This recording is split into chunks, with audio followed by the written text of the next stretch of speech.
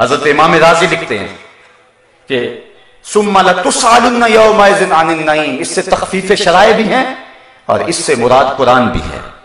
ہم نے قرآن پر عمل تمہارے لیے آسان بنا دیا۔ تم نے کہاں تک قرآن پہ عمل کیا؟ تم نے قرآن کو صرف تعویذ گنڈوں کے لیے رکھا؟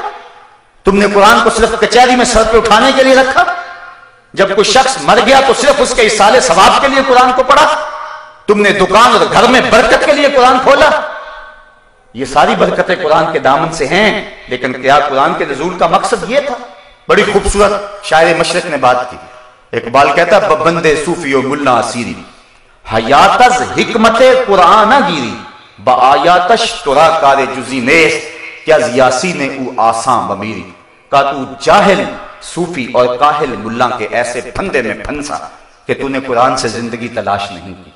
قرآن کی آیتوں سے تجھے صرف اتنا سروکار رہا، جب تیرے بوڑھے کی روح اٹک گئی تو سورہ یاسین لے کے بیٹھ گیا کہ اس کی روح آسانی سے نکل جائے۔ اقبال کہتا ہے اس میں کوئی شک نہیں ہے کہ اس کی روح آسانی سے نکلتی ہے، لیکن افسوس کا پہلو یہ ہے کہ تو نے قرآن سے بھی مرنا ہی سیکھا۔ جس قرآن سے تو نے مرنا سیکھا کاش اس سے جینا بھی سیکھ لیا ہوتا۔ تو نے قرآن سے بھی مرنے کی راہیں تلاش کی، اس کا لفظ لفظ حیات آفری تھا، اس کا حرف حرف زندگی بخش تھا، اس کی ایک ایک آیت نور افزا تھی۔ زندگی کا سارا حسن، سارا جمال اور سارے اجالے اس قرآن کے دامن میں تھے، لیکن تو نے قرآن سے بھی مرنا ہی سیکھا، کاش قرآن سے تو نے جینا بھی سیکھ لیا ہوتا۔ کتاب زندہ قرآن حکیم حکمت اولا یزالستو قدیم گر تو می خواہی مسلمان زیستن نیست ممکن جز بقرآن زیستن۔ مولا کائنات حضرت علی المرتضیٰ فرماتے ہیں، حضرت امام ترمذی نے اس حدیث کی تخریج کی ہے، حضور قرب قیامت کے فتنوں کا تذکرہ کرتے تھے۔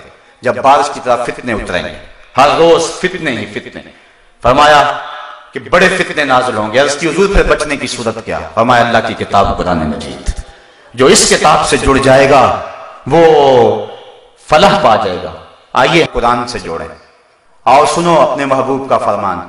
حضور فرمایا کہ قرآن اللہ کی رسی ہے، حبل ممدود من السماء الی الارض۔ اور پھر ایک حدیث سنیے، جھوم جائیے، فرمایا اس رسی کا ایک سرا تمہارے ہاتھ میں ہے، دوسرا سرا تمہارے رب کے ہاتھ میں ہے۔ فرمایا اگر تمہارا اللہ سے باتیں کرنے کو جی چاہے تو قرآن کھول کے بیٹھ جائے گا۔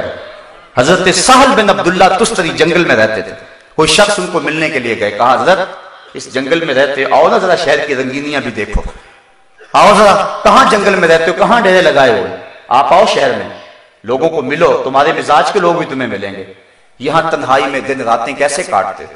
حضرت سہل بن عبداللہ فرمانے لگے تمہیں کس نے کہا کہ میں تنہا رہتا ہوں؟ انہوں نے کہا ہم خود دیکھا کہ آپ تنہا رہ رہے ہیں۔ فرمایا نہیں، جب میرا اس کی باتیں سننے کو جی چاہتا ہے تو میں قرآن کھول کے بیٹھ جاتا ہوں، اور جب اس سے باتیں کرنے کو جی چاہتا ہے تو نماز کے لیے کھڑا ہو جاتا ہوں، کبھی اپنی سناتا رہتا ہوں، کبھی اس کی سنتا رہتا ہوں۔ تمہیں کس نے کہا کہ میں تنہا رہتا ہوں؟ میں تو دم دم اپنے رب کے ساتھ رہتا ہوں۔